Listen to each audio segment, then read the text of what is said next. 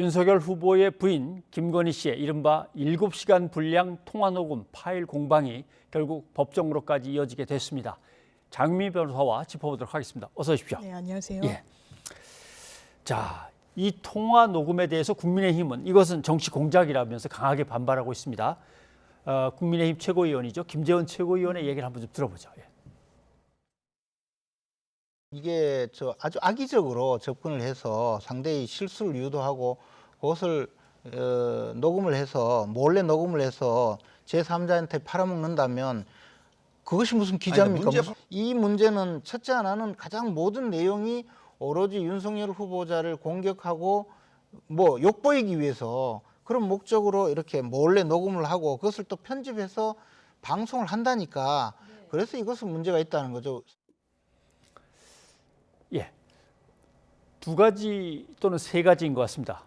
남들이 통화를 하는데 옆에서 살짝 녹음을 한 게 아니고 통화 당사자가 자기와의 통화를 이제 녹음한 거라는 문제하고, 그 통화 자체가 그러면 불법이냐 아니냐, 그걸 남한테 건네주는 건 또 불법이냐 아니냐, 이런 문제인 것 같습니다. 예. 사실 그 국민의힘 측에서는 통신비밀보호법상, 그러니까 형사처벌이 가능한 조항으로 형사 고소까지 하겠다라고 이야기를 했고 공직선거법도 문제를 삼겠다고 했는데, 이 행위, 그러니까 대화를 A와 B가 나눴을 때 이 A와 B 중에 한 명이 해당 대화를 녹음한 행위는 통신비밀보호법으로 처벌되지 않습니다. 통신비밀보호법이 형사적으로 처벌하는 행위는 제3자가 본인을 제외한 다른 사람들의 대화를 도청하거나 감청하거나 몰래 녹음한 경우를 처벌하는 규정이기 때문에 사실 이 혐의로 형사처벌을 받을 가능성은 없다고 보시면 됩니다. 다만 몰래 녹음한 행위와 관련해서는 당사자 일방이 알지 못했을 때 음성권을 침해받았다고는 주장할 수 있습니다. 예. 그런데 이런 음성권을 침해받았다는 부분을 회복하는, 그 피해를 회복하는 방법은 민사적으로 이 손해배상을 받는 방법밖에 없기 때문에 더더군다나 그 법원 같은 경우에는 그 비용을 많이 인용해주고 있지는 않습니다. 그렇다면 형사적으로 문제 제기를 했을 때 이게 받아들여질 가능성은 거의 없다고 보시면 되고, 민사적으로 이 손해배상 소송을 하더라도 그 금액이 높진 않고, 지금 이게 정치적인 쟁점이기 때문에 뭔가 이 돈으로 배상받는 게 또 목표는 아닐 겁니다. 그렇죠. 예, 그래서 이런 부분은 민사와 형사 좀 달리 봐야 되는 부분이 있고, 다만 이 서울의 소리라는 곳에서 본인들이 취재한 내용을 다른 언론사에 넘긴 부분, 이 부분은 물론 기자 취재 윤리상은 좀 부적절하다고 판단받을 수 있는 부분은 있는 것 같습니다. 유튜브에서 모든 통로 채널을 갖고 있는 곳들이 다 언론사는 아니지만 서울의 소리는 본인들이 언론사로 등록한 기관으로 지금 알려져 있는데, 그렇다면 본인들이 보도를 할 수 있는 어떤 기반을 갖고 있으면서도 다른 곳에 넘긴 행위 자체에 대해서는 이게 취재윤리에는 다소 반하는 부분이 있지만 그런 행위를 규율하는 어떤 형사적인 처벌 규정이 있지는 않습니다. 네.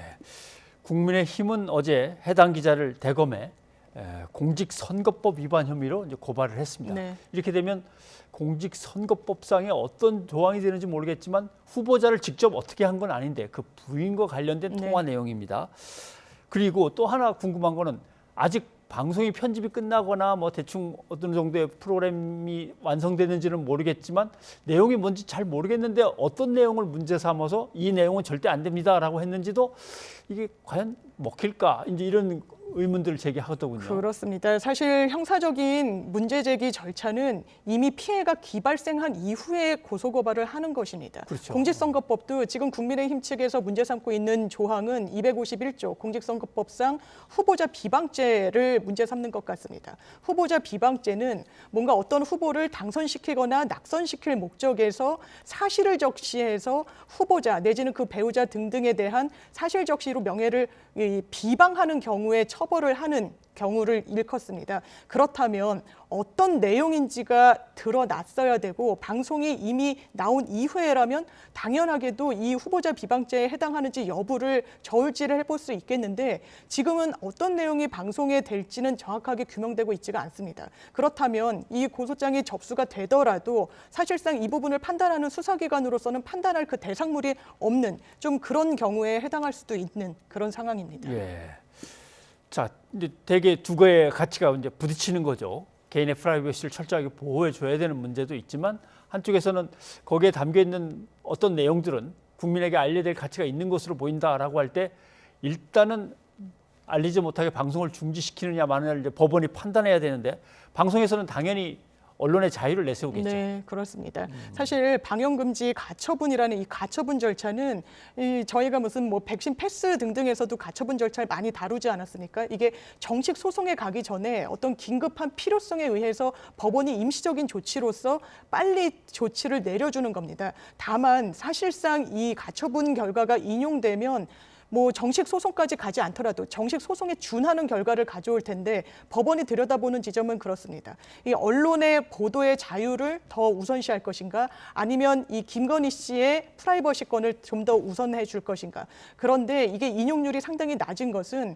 언론의 자유라는 것은 헌법상 보장된 그리고 법원이 굉장히 많이 그 가치를 중요시하는 그런 권리에 해당함은 분명합니다. 그렇다면 뭔가 굉장히 내밀한 영역이라서 공적 검증 대상이라고 보기는 도저히 어려운 내용 그런 부분에 대해서는 사실 공공성, 공익성이 있다라고 판단되기는 어렵지만 본인이 기자라고 이 자신을 소개한 사람과 수차례 전화한 내용 자체가 뭔가 선거 캠페인상 불리하다고 해서 그 손을 법원이 들어주기는 상당히 좀 어려운 국면인 건 분명해 보입니다. 네, 이거는 이제 언론사와 이제 김건희 씨의 이제 내용 문제인데 이런 것도 있습니다. 그렇다면 이재명 지금 민주당 후보도 예전에 가족 간의 어떤 갈등 속에서 엄청나게 심한 어떤 소리를 갖다가 했는데 그걸 갖다가 편집해 갖고 계속 내보내는 것은 왜 막느냐? 두 개는 같은 거 아니냐라고 하는 건데 이건 비교할 수가 있는 겁니까? 사실 지금 기계적으로 많이 대비되고 있는 게 얼마 전에 그 중앙선관위에서 이재명 후보의 이른바 형수 욕설 파일과 관련해서 이걸 짜집기해서 언론에 알리거나 뭔가 공표를 하게 되면 이게 후보자 비방죄에 해당할 수 있다. 다만 원본 파일을 그대로 노출시키는 것은 해당 사항이 없다라는 취지로 유권 해석을 내렸기 때문에 그렇다면 동일 선상에서 김건희 씨의 7시간 통화 내역 전부를 공개하는 것은 뭔가 후보자 비방죄에 해당하지 않더라도 짜집게 하거나 편집하면 이게 공직선거법에 위배되는 거 아니겠느냐라는 논리가 분명히 있습니다. 그런데 이 김건희 씨의 통화 내용은 이 형소욕설 파일과 약간 대비되는 부분은 분명히 있습니다. 이것은 기자랑 본인이 자발적으로 통화를 했던 그런 내용이고 사실상 취재의 목적을 본인이 몰랐다고는 항변할 수 있겠지만 객관적으로 봤을 때 그 상황이 기자와 또 아주 그 공적 검증을 많이 받고 있는 대상자 간의 통화를 그냥 사적 통화라고 치부하기는 상당히 어려운 부분이 있고 그렇다면 언론의 자유라는 가치에 근거할 때 이 부분을 아예 방송조차 못하게 하는 것이 맞느냐? 이게 언론사와의 통화라는 그런 특수성 때문에 좀 달리 판단될 수 있는 여지가 좀 열려 있는 것 같습니다. 네, 일단 방송될 프로그램에 대해서는 일단 중지 가처분 신청. 그다음에 개인적으로는 또 예를 들면 선거법상으로서 후보자의 어떤 비방이 될 수 있다라고 하는 점, 그다음에 자신에 대한 명예훼손, 이거 말고도 또 다른 어떤 소송 방법이나 방어할 수 있는 방법이 있습니까? 사실 지금 말씀해 주신 부분이 거의 대부분이라고 할 수 있겠습니다. 방송이 되기 전에는 이거를 그 인격권 침해가 굉장히 명약 관화하기 때문에 빨리 가처분을 받아야 되는 부분이 있고 아까 말씀 나눴듯이 이미 방송이 된 이후에 할 수 있는 사후 처분으로서 할 수 있는 게 공직선거법상 후보자 비방죄로 고소고발을 하거나 아니면 명예훼손으로 문제를 삼는 건데 지금 공직선거법과 관련해서도 후보자 비방죄에 관련해서 단서 조항이 하나가 달려 있습니다. 이 부분이 실질적으로 정확한 사실관계에 기반했고 공익을 위한 목적으로 된다면 후보자 비방죄로 처벌할 수 없다라는 단서 조항이 있습니다. 그렇다면 이게 취재를 한 것이라기보다는 뭔가 당사자를 인터뷰한 이런 성격의 보도물인데 이 부분과 관련해서 아예 보도를 못하게 한다라고 법원이 인용될 가능성은 상당히 좀 낮아 보이는 부분도 있는 게 사실입니다. 네. 그러면 국민의힘이 얘기하는 완전히 이건 사적인 대화였는데라고 하는 것은 법원에서 받아들이기가 좀 어렵습니까? 사실 그 부분도 하나의 상당성 여부로 판단을 할 겁니다. 굉장히 내밀해서 도저히 공적인 검증 대상으로까지 볼 수 없는 그런 영역에 대해서까지 틀겠다고 하면은 그것은 당연히 규제가 될 겁니다. 그래서 아마 이번 가처분 사건에서도 뭔가 내용과 관련해서 이 교통 정리를 법원이 해줄 가능성도 열려 있는 그런 상황입니다. 네. 자, 민주당 이재명 후보 건으로 이제 넘어와야 될 것 같습니다. 변호사비 대납 의혹을 제기하면서 제보를 했던 인물이 불행하게도 사망했습니다.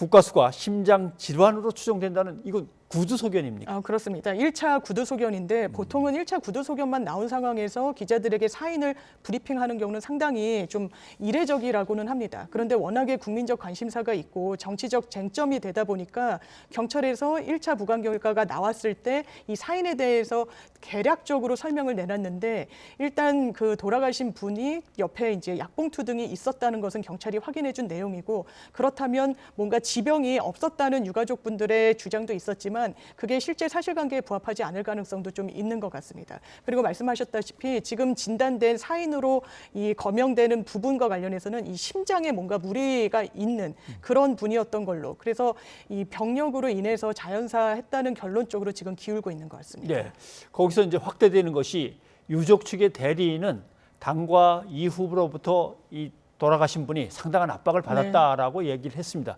이걸 다시 시민단체가 받아가지고 협박 및 강요 미수로 이제 민주당과 또 이 후보를 고발하는데 이건 어떻게 될 것 같습니까? 그렇습니다. 지금 유족 측의 대리인으로 기자회견을 하신 분의 어떤 인터뷰 내용을 보면 이게 민주당 측에서 상당한 압박이 있었다라고 이야기를 했습니다. 그 부분과 관련해서 고인이 뭐 고충을 겪었다는 취지로 이야기를 했는데 그 앞뒤 맥락을 전체를 살펴보면 그렇다면 민주당이 취했다는 어떤 압박적인 행위가 무엇인가 관련해서는 무고로 고발을 했다는 내용으로 보입니다. 왜냐하면 고발 조치에 대해서 이 고인이 되신 분이 상당한 압박감을 가졌다고 이야기하고 있기 때문에 그러면 형사적으로 보장된 어떤 공권력을 활용하는 고소고발을 했다는 행위 자체가 이게 뭔가 불법 행위로 평가받지는 않습니다. 지금 시민단체 측에서는 민주당이 협박을 했다 내지는 강요를 했다라는 취지로 이야기를 하고 있는데 강요 미수가 해당하기 위해서라도 최소한의 폭행 협박이 수반돼야 됩니다. 그리고 협박이라는 건 당사자에게 직접적으로 어떤 위해가 가해질 것을 해악을 고지해야 되는데